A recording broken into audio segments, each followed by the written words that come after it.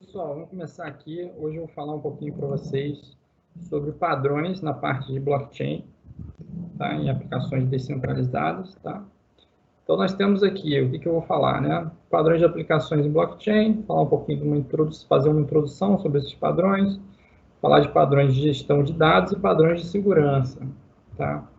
Então, da onde que eu estou tirando, né, esses padrões? Né? Primeiro, o que são padrões, né? São soluções comprovadamente funcionais para problemas recorrentes. Tá? Em blockchain existem alguns problemas recorrentes, tá? E a gente tem alguns problemas para resolver eles também. Eu vou usar nessa aula o catálogo aqui do Cicero, tá? Que é um pessoal lá da Austrália, que são pesquisadores, e eles começaram desde aí de 2015 a catalogar padrões em blockchain e disponibilizaram esses padrões nesse site, tá? Eles têm diversos artigos aí publicados em conferências renomadas, tá? Mostrando esses padrões, então é uma fonte aqui super confiável. Então esse catálogo aí do Cicero, ele está dividido nessas seções, né? São 7 seções, né?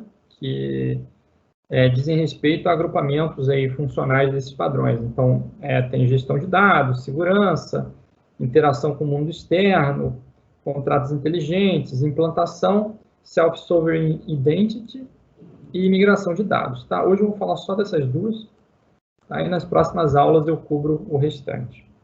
Tá? Então, vamos ver gestão de dados e segurança. Né? Então, vou passar alguns padrões aqui, vou explicar rapidamente e vocês forem dando uma olhada, aqui embaixo eu tenho a referência para o padrão, tá? Apesar de todos eles estarem no site lá do pessoal do Cicero. Tá? Primeiro de todos, né? Criptografar os dados na blockchain. Tá? A blockchain, seja ela pública, privada ou permissionada, né? A gente não tem um perfil de acesso, né, por participante. Então, todo mundo que tem acesso à blockchain tem acesso a todos os dados. E se você quer manter algum dado com privacidade, né, um dado que não pode ser lido, é bom que você criptografe ele antes de gravar ele na blockchain. Então, aqui tem uma imagenzinha com uma divisão, né, do que é on-chain, que fica na blockchain, e o que fica off-chain. E aí mostra aqui que você precisa de uma gestão de chaves, tá? Geração de chaves e distribuição de chaves entre os participantes para manter o dado privado na blockchain, tá? Então, você pode mandar um dado privado desde que essas chaves e a criptografia delas corram por fora da blockchain, ou seja, uma solução off-chain. Além disso, né, gestão de dados, né, um padrão muito utilizado, né, chama-se tokenização. O que vem a ser a tokenização? A gente utilizar tokens para representar ativos que podem ser trocados, tá? E facilitar a sua troca. Então, a gente tem diversos exemplos aí no contexto de blockchain de tokens, né? E que representam alguma coisa. O mais comum é, por exemplo, moeda, né? Como o Bitcoin, o próprio Ethereum. Mas você pode ter tokens que representam, por exemplo, obras de arte, né? Que são tokens não fungíveis. Você pode ter tokens representando propriedades em empresas, né? A gente tem muito exemplo de ICO, né? E aí, esses tokens, eles têm que ter, o emissor do token ele tem que ter autoridade para emissão em relação a esse ativo que está sendo tokenizado e a troca deles. E o smart contract define as regras para emissão e troca dos tokens, né? Então, os padrões mais comuns para a gente tokenizar ativos, né? É o SR20, que é para ativos fungíveis, que só a quantidade de ativos, né? Representa o token, né? Você tem um número, uma quantidade de ativos e todos eles são iguais, podem ser trocados. E você tem os tokens não fungíveis, que cada token é único, né? E você não pode efetivamente trocar um token por outro sem alguma entidade externa, alguma coisa externa para fazer isso, né? Tá bom? Então, isso é tokenização. Além disso, há mais padrões de gestão de dados, né? Armazenamento de dados off-chain. Tá? Então, a gente sabe que o custo de armazenar dados no blockchain, né, de colocar isso em transações, é um custo alto.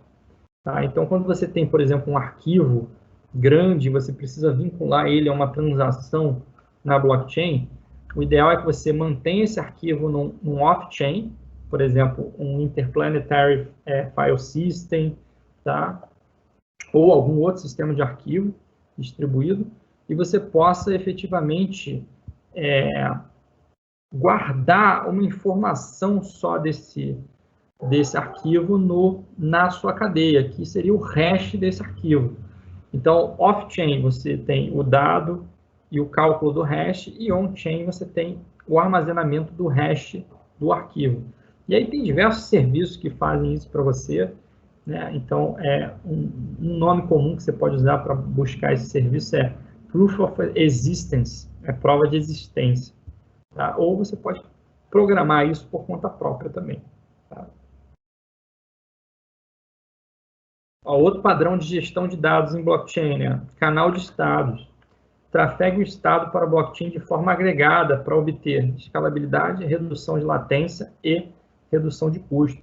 A gente sabe que hoje em dia as transações aí, por exemplo, no Ethereum, elas estão bem caras, né, de serem executadas.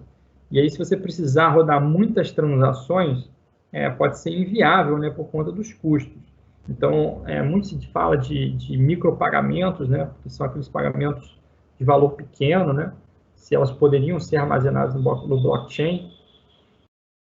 E assim, uma das dificuldades que a gente tem para isso, né, é primeiro o custo, depois a latência, né, a gente tem um tempo grande para confirmação das transações no blockchain, e por último aí a escalabilidade, a gente conseguir fazer muitas transações, né, e muitas transações ao mesmo tempo. Tá? Então, para tentar resolver esse problema, hoje em dia, como é que é feita a solução, né?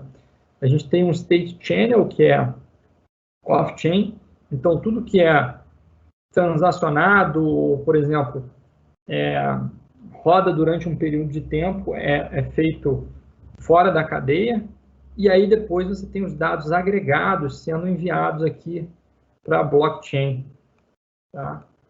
De tempos em tempos. Tá? E isso reduz o custo de utilização e ainda permite que você tenha aí as suas transações sendo armazenadas no blockchain.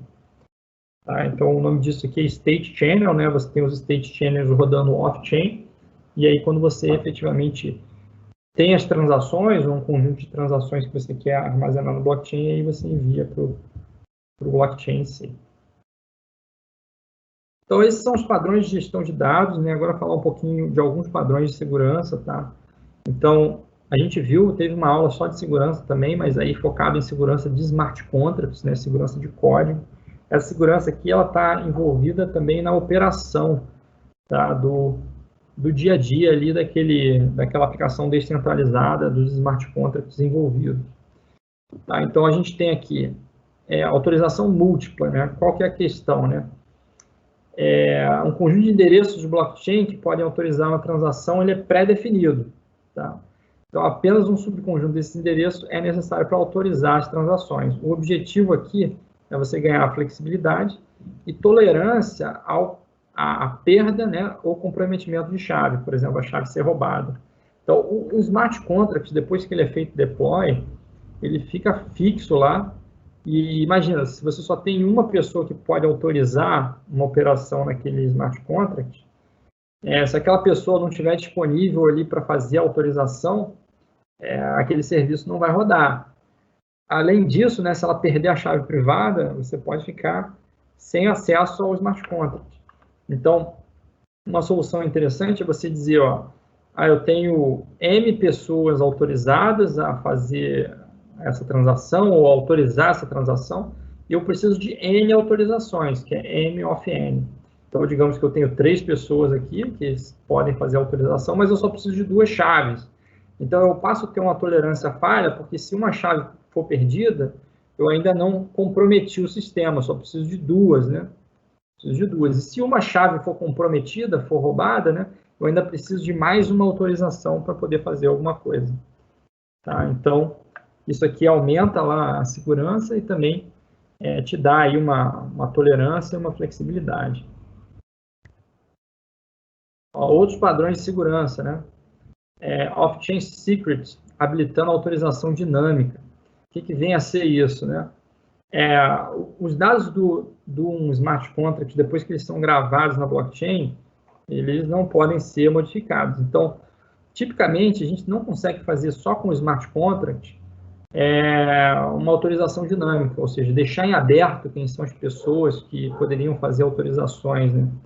Então, para a gente poder conseguir fazer isso, né, a gente usa o que é chamado de off-chain secret, né, que seria uma chave fora da cadeia, tá, onde uma pessoa loca, né, ou trava o contrato, tá, com uma chave, usando uma chave, e aí ela redistribui essa chave fora da cadeia, permitindo que quem possua a chave efetivamente destrave o contrato e faça a utilização dele. Então, essa autorização dinâmica, ela está acontecendo off-chain, tá, via distribuição de chaves, e não on-chain, porque a gente não conseguiria fazer de forma segura isso, né, na cadeia, a menos que seja feito por fora da cadeia. Outro padrão de segurança chama-se X confirmações, né, ou X confirmations, X confirmations, que é baseado na questão probabilística do Proof of Work, que é o quê, né? A gente, dependendo os blocos mais antigos na cadeia, eles são mais seguros, porque você teria que reconstruir a cadeia dali para frente toda para você poder efetivamente fraudar a blockchain. Então, conforme o tempo vai passando, né, e outros blocos vão sendo confirmados, você começa a ter maior segurança nos blocos mais antigos, porque fica mais difícil você efetivamente refazer a cadeia e ter uma cadeia mais longa para você poder fazer um fork, né, e efetivamente fraudar a blockchain, digamos assim. Mas existe um período de tempo, né, em que o teu bloco ele é muito recente e você tem uma certa chance probabilística aí de alguém efetivamente fraudar isso, tá? Então, é uma recomendação de segurança você esperar X blocos serem incluídos antes de considerar a transação confirmada efetivamente, né, permanentemente. Então, no Ethereum existe uma recomendação que são esperar 12 blocos, tá, que é aproximadamente 3 minutos, e aqui eu deixei a referência para vocês poderem ver por que desses 12 blocos, né, de você aguardar eles antes de efetivamente considerar a sua transação confirmada. Tá? Outras questões de segurança, né? A blockchain ela tem uma questão que é comportamental, né? Como a gente está num sistema que é um peer-to-peer, não tem uma entidade que seja confiável e que possa fazer as autorizações por nós, quando a gente tem que fazer uma transação e que a gente precisa confiar na outra pessoa para efetivamente acontecer essa transação, é usado um padrão, né, que é fazer um depósito, tá, num determinado contrato, que vai ser devolvido para essa pessoa se ela agir com honestidade, ou vai ser dado como compensação para outras pessoas caso o usuário não haja com honestidade. Então, digamos, sei lá, o cara vai comprar um ativo que é um ativo caro, né? E aí ele precisa de confirmação de outras pessoas para efetivamente sair esse ativo, né? Então, ele vai deposita o valor e aí depois que saírem as confirmações, ele recebe esse valor de volta, tá? Caso ele efetivamente haja com honestidade, tá? Isso pode ser feito com mais de um par, tá? Com mais de uma pessoa, e aí quem controla isso são os smart contracts. Tá? Isso chama-se depósito de segurança. Tá, então a gente viu alguns padrões aí de design, né, que são padrões de gestão de dados e de segurança, para a gente poder começar a fazer as nossas aplicações descentralizadas de uma forma mais robusta, mais segura, né, e que com soluções de problemas que já são dados aí como padrões. Né, e aí na próxima aula a gente vê mais padrões aí em outras áreas lá do catálogo que eu passei para vocês. Então, gente, é isso. Obrigado. Até a próxima.